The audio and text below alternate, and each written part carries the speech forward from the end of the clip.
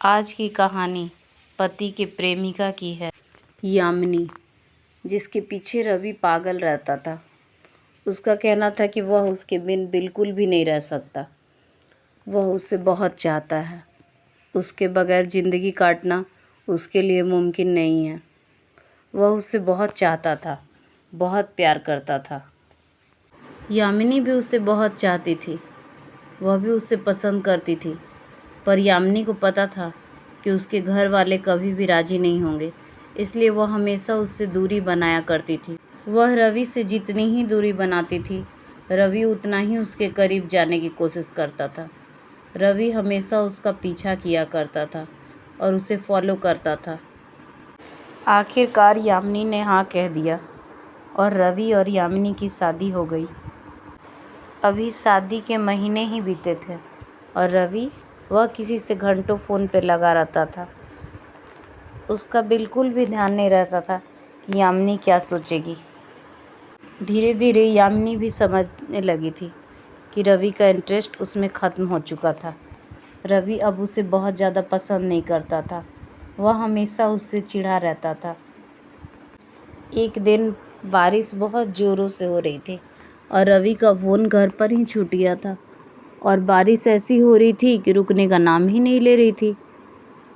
तभी अचानक रवि के फ़ोन की घंटी बजने लगी और वह लगातार बजती ही जा रही थी। यामिनी को समझ में नहीं आ रहा था वो क्या करे, क्योंकि रवि ने सख्त मना किया था कि वह उसका फ़ोन कभी भी ना उठाए। उसे समझ नहीं आ रहा था वो क्या करे। यामिनी ने हिचकिचाते हुए फ़ोन उठाया। उसने कहा, हेलो। उधर से किसी की आवाज़ नहीं आ रही थी। उसने फिर से कहा, हेलो हेलो, पर किसी की आवाज़ नहीं आ रही थी। यामिनी ने फ़ोन रख दिया। अभी यामिनी पीछे मुड़ी ही थी आगे बढ़ने के लिए कि फ़ोन की घंटी फिर से बज उठी। यामिनी ने फिर से फ़ोन उठाया, बोला हेलो हेलो। तभी उधर से एक लड़की ने कहा, मैम सर है क्या? यामिनी सोच में पड़ गई। उसने कहा, कौन? उसने कहा, मेनका। उसने कहा, मैं मेनका बोल रही हूँ। मैं उनके साथ ऑफिस में काम करती हूँ। पता नहीं यामिनी को कुछ अजीब सा लगा।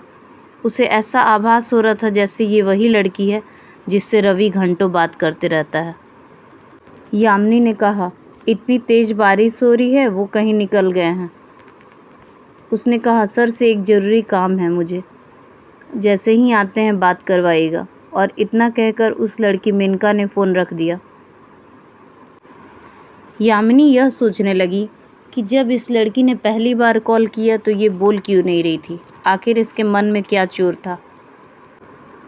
यामिनी कुछ समझ तो रही थी, पर समझकर भी वो ना समझने की कोशिश कर रही थी, क्योंकि वह नहीं चाहती थी कि उसके दिल को एक और ठेस पड़े और फिर इस तकलीफ़ के साथ उसे आगे भी जीना पड़े। इसीलिए वो अपने आप को एक भुलावे में रखी हुई थी। अब रवि और भी ज़्यादा फ़ोन पर व्यस्त रहने लगा। वह घर पे भी कम रहता था। अक्सर वो अपने ऑफिस में ही रुक जाया करता था, यह बोलकर कि आज ऑफिस में ज़रूरी काम है। जैसा नाम था वैसा ही उसका काम भी था, मेनका। मेनका ने रवि को अब अपने गिरफ्त में पूरी तरह कैद कर लिया था। वह बिल्कुल भी नहीं चाहती थी कि रवि यामिनी के पास जाए, इसीलिए वह अक्सर उसे रोक लिया करती थी। यामिनी इधर हर रात परेशान रहती थी। रवि अपना नंबर भी ऑफ़ कर देता था। यामिनी घंटों फ़ोन लगाती रहती, पर उसका नंबर ऑफ बताता। वह परेशान रहती थी। उसे समझ में नहीं आता था रवि कहाँ रह गया। यामिनी की दिन और रातें इसी प्रकार बीतने लगी। वह बहुत टेंशन में रहने लगी। उसे बहुत पीड़ा होने लगी। उसका दिमाग बिल्कुल अस्वस्थ रहने लगा। वह इन सब चीज़ों से जूझने लगी। अपने आप को स्टैंड करने की कोशिश करती, पर फिर भी उसका ध्यान हमेशा रवि के पास ही चला जाता कि आखिर वह रहता कहाँ है। घर आता भी तो उससे अच्छे से बात नहीं करता। बोलता, मैं बहुत बिजी हूँ, बहुत काम है मेरे साथ। धीरे धीरे यामिनी का मानसिक संतुलन भी बिगड़ने लगा था। वह बिल्कुल शांत हो गई थी। ऐसा लग रहा था धीरे धीरे वह डिप्रेशन में जा रही है। पर इन सब बातों का रवि पर कोई असर नहीं होता। वह तो अपनी ही दुनिया में खुश रहता था। अपनी ही दुनिया में मस्त रहता था। उसे यामिनी से बहुत ज़्यादा लगाव नहीं था। रवि को यामिनी से कोई लगाव नहीं था। अगर लगाव होता तो वह यामिनी को इस तरह तड़पता नहीं छोड़ता। यामिनी बहुत अकेले पड़ गई थी, क्योंकि माँ बाप का घर तो उसने पहले ही छोड़ दिया था। अभी कोई उसके साथ नहीं था। वह बिल्कुल अकेली हो गई थी। न उसे खाने की सुध-बुध रहती थी, न रहने की, न घूमने की, न किसी से बातें करने की।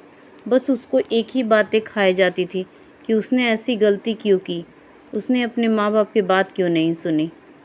अगर उसने सबकी बातें मानी होती तो शायद आज ऐसा दिन न होता।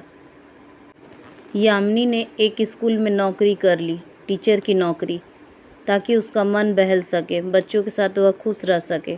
यामिनी ने बहुत कोशिश की कि वह रवि से अलग हो जाए, पर वह नहीं हो पाई, क्योंकि रवि बहुत चालाक लड़का था। जब भी यामिनी उससे दूर जाने की या अलग होने की बातें करती, रवि उससे रो रो कर अपने जाल में वापस फंसा लेता। हर बार रवि यामिनी को इस झूठे भ्रम में डाल देता कि वह उससे बहुत प्यार करता है और वह जो भी सोच रही है वह सब गलत है, वह सब सिर्फ उसका शक है। इसी तरह कई दिन बीतते गए। दिन बीते, साल बीते, पर रवि का व्यवहार नहीं बदला, वह नहीं बदला और यामिनी उसके भुलावे में आज भी आती गई।